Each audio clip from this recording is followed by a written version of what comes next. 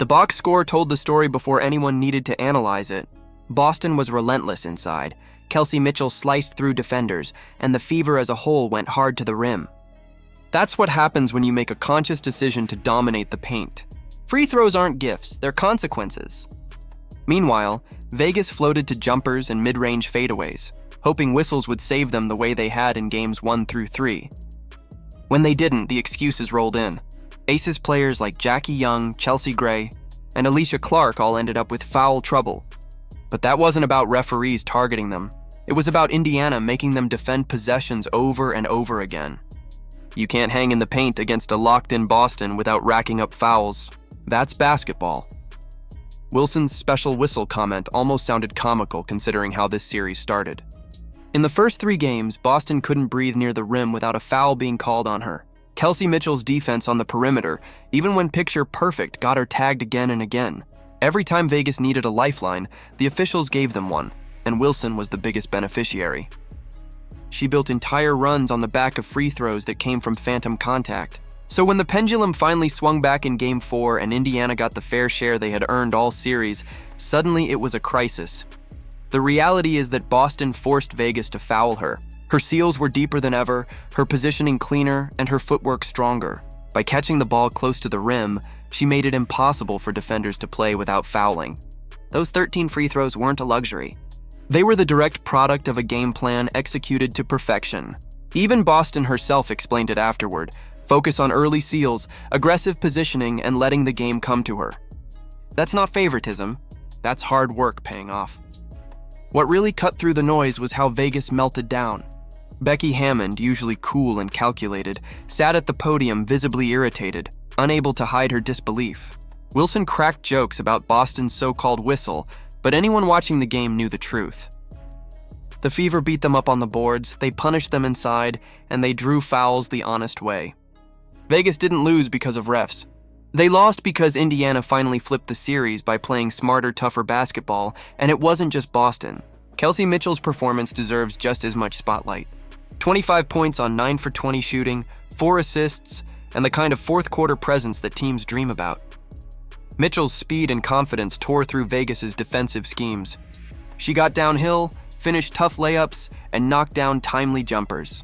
Whenever the Aces threatened to rally, Mitchell had the answer. Alysha Clark, sitting courtside, summed it up perfectly with 2 words to Mitchell: unreal.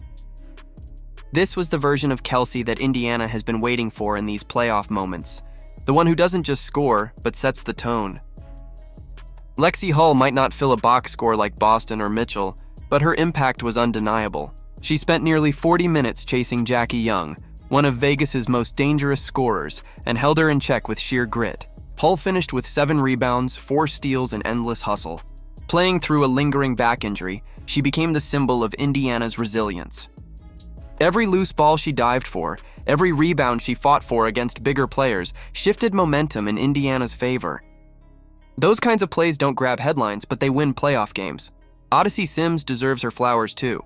After struggling badly in Game 3, she bounced back with 18 points on 6 of 9 shooting. She found her rhythm in the mid-range, attacked gaps in the defense, and gave Indiana a steady scoring punch whenever they needed it.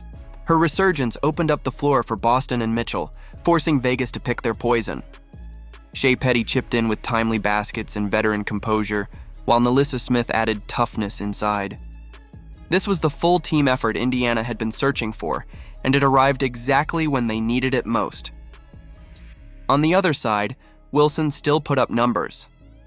She finished with 31 points, but it wasn't efficient or easy. Every bucket was a grind, every possession a war against Boston's defense. That kind of physical pressure takes a toll, and it showed in how the rest of Vegas struggled to maintain rhythm. Without constant whistles bailing them out, the Aces had to actually beat Indiana straight up, and they couldn't. That's why the post-game spin about special whistles fell flat. The Aces also beat themselves in key moments. Becky Hammond's late-game blunder, a timeout she didn't have, gifted Indiana a technical free throw, swinging momentum when Vegas desperately needed control. It was the kind of mental mistake you rarely see from a championship-caliber coach, but it underscored how rattled the Aces were by finally being outplayed and outworked. Now the series heads back to Vegas for a decisive Game 5. Michelob Ultra Arena will be roaring, the Aces will be desperate, and the Fever will have to prove that Game 4 wasn't just a one-off. But make no mistake, Indiana has the blueprint. Pound the paint, let Boston set the tone, and let Mitchell close it out.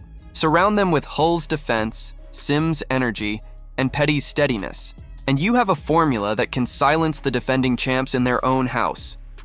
The stakes couldn't be higher. Indiana wasn't even supposed to be here. Injuries piled up all season, key players sidelined, and yet this group, without Caitlin Clark, Sophie Cunningham, and others, has fought through everything. Coach Stephanie White calls them a special group, one built on resilience and belief. They've embraced adversity, leaned on each other, and turned what was supposed to be a rebuilding year into a run at the finals. Vegas can cry about whistles all they want, but the truth is staring them in the face. The Fever earned Game 4. They earned those free throws. They earned the right to walk into Vegas with their season alive. The question now is whether they can finish the job. If Boston dominates the paint again, if Mitchell brings that same fire, and if the Fever control the glass, they have more than just a chance. They have the momentum. Game 5 will decide it all. For Indiana, it's about proving that Game 4 wasn't just justice, but a statement that this team belongs on the biggest stage. For Vegas, it's about salvaging pride after getting exposed. And for fans, it's the kind of drama that makes playoff basketball unforgettable. So, what do you think of A'ja Wilson's special whistle comment? Was it frustration or was it just comedy? Let us know down in the comments below. Don't forget to like, subscribe, and turn on all notifications so you never miss out. Click the video on the screen and we'll see you in the next one.